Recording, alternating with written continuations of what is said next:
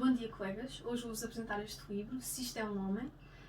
Foi originalmente publicado em 47 e esta é a edição de 2013. Primo Levi foi o autor deste livro e foi um físico e escritor italiano que viveu entre 1919 e 1987. Este livro fala então nas experiências na primeira pessoa de Primo Levi, que ele viveu no campo de concentração em Auschwitz. Bom, apesar de ser um tema forte e apesar de ser muito abrangido em vários livros, achei que este livro foi único e revelador. Eu senti que quando lia era transportada para o universo de Primo Levi. Tanto que eu tive que parar durante uns tempos de ler este livro porque estava-me a afetar psicologicamente. Eu podia ver-me ser privada de um nome, de uma identidade, a passar a ser um número, a ser privada até de uma escova de dentes ou de um sabonete para tomar banho. Coisas que nos identificam enquanto seres humanos e que nos distinguem dos demais animais. Bom, eu gostava de ler também aqui um excerto que eu achei muito interessante.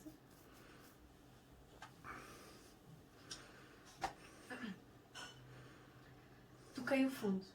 A apagar o passado e o futuro aprende-se muito rapidamente, se a necessidade empurra. Passados 15 dias da chegada, já sofro da fome crónica, a fome regulamentar desconhecida dos homens livres, que provoca sonhos de noite e se espalha por todos os membros dos nossos corpos. Já aprendi a não me deixar roubar, pelo contrário, se encontro algures uma colher, um cordel, um botão que possa apanhar sem perigo de punição, ponho-os no bolso e passo a considerá-los meus por direito pleno. Já apareceram na sola dos meus pés as chagas que não saram. Empurro vagões, trabalho com a pá, canso-me à chuva, tremo ao vento, até o meu próprio corpo já não me pertence. Tenho o ventre inchado e os membros emagrecidos, o rosto inchado de manhã e encovado à noite. Alguns entre nós têm a pele amarela, outros cinzenta. Quando ficamos sem nos ver por 3 ou 4 dias, temos dificuldades em reconhecer-nos.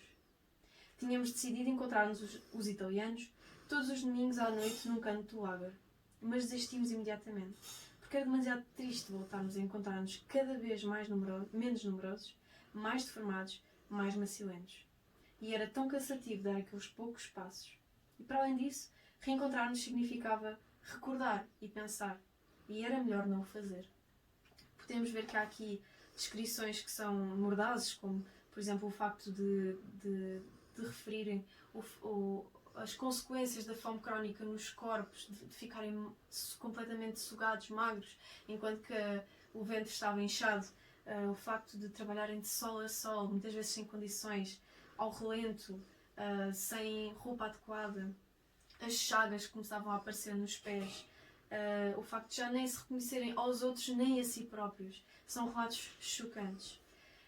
E uma coisa que eu reparei neste livro, ou seja, todo ele é muito deprimente, e em comparação com outros que eu já tinha lido, vi que nos outros livros há como que uma tónica constante, que é o facto de a pessoa relatar aquilo que viveu e revelar ao leitor aquilo que o ajudou a passar por aquelas dificuldades. Por exemplo, muitos agarravam-se às suas convicções, agarravam-se ao facto de quererem agradar a Deus, ou de quererem voltar a casa, ou voltarem a ver os seus familiares.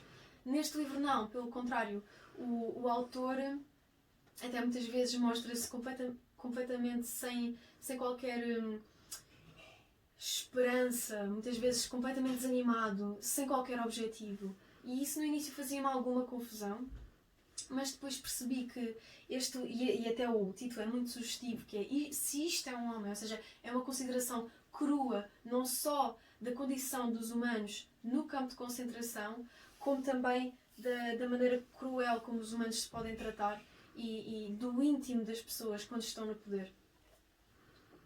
Bom, é interessante também, uma coisa que eu achei muito interessante e que torna o livro ainda mais agreste, é o facto de o autor escreve como se estivesse ainda no campo de concentração, ou seja, como que a deambular, eu consigo vê-lo no campo de concentração e olho para ele e sinto que, ou seja, ele fala para mim, e na sua cara não há expressão, na sua voz não há qualquer emoção, ou seja, quase como com um corpo sem espírito.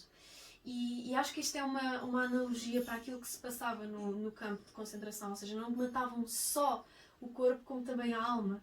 Todos os vestígios de humanidade, de dignidade desapareciam completamente.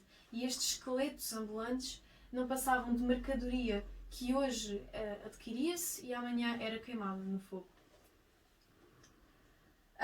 Outro excerto que eu gostava de ler era, na verdade, o poema que está aqui no início do livro e que eu achei muito interessante a sua posição no livro, porque aparece mesmo no início como se que o autor nos quisesse dar como que um lamiré daquilo que nos espera e que é devastador. Bom, vou ler.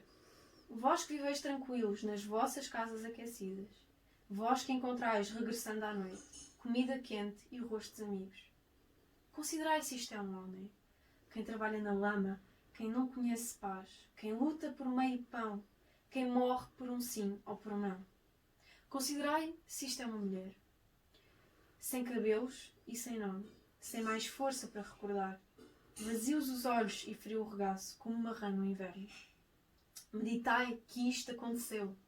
Recomendo-vos estas palavras. Esculpi-as no vosso coração, estando em casa, andando pela rua, ao deitar-vos e ao levantar-vos. Repeti-as aos vossos filhos. Ou então, que desmorone a vossa casa. Que a doença vos entregue, que os vossos filhos vos virem a cara. Este poema é extremamente expressivo e podemos ver aqui, identificar um interlocutor, ou seja, o autor fala para o leitor. E depois pede-lhe, considere o quê? A condição dos humanos nestes tempos sombrios. O facto de, como eu já referi, os homens não terem quaisquer condições de trabalho, serem escravizados, serem levados ao limite da sua força, ao facto de já às vezes caírem completamente sem forças. Muitas vezes, aliás, até há aqui um relato que fala de como as pessoas sobreviviam no lager, ou seja, no campo de concentração. Como um prisioneiro curava ou fazia pequenos curativos para aliviar as dores nas chagas dos outros prisioneiros em troca de metade da ração deles. Ou seja, as pessoas faziam o que podiam.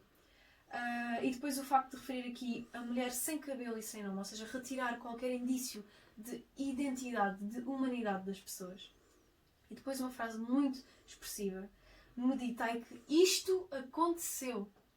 Ou seja, o autor está-nos a pedir, ou seja, a ordenar que nos lembremos que isto não são... que isto são factos, que isto não é inventado e que esta é uma realidade que não está assim tão longe de nós. Isto aconteceu há pouco mais de meio século. Depois ele pede-nos esculpias no vosso coração para que não sejam apenas experiências, mas que sejam parte da nossa identidade enquanto humanidade e para as transmitirmos aos nossos filhos, para que não se perpetuem estes erros e estes crimes contra a humanidade. E o próprio autor diz que, se não transmitirem aos vossos filhos, que os amaldiçoa. Ou seja, porquê? Porque todo o sofrimento que eles passaram, que estas pessoas passaram, como Primo Levi passou, teria sido em vão. E estaríamos a desprezar todo o conhecimento que eles adquiriram e estaríamos a desprezar e a perpetuar estes crimes. Bom, e o que dizer? Será que a humanidade aprendeu alguma coisa destes relatos? Será que estes tratamentos cruéis a humanos estão encerrados no passado? Asseguro-vos que não.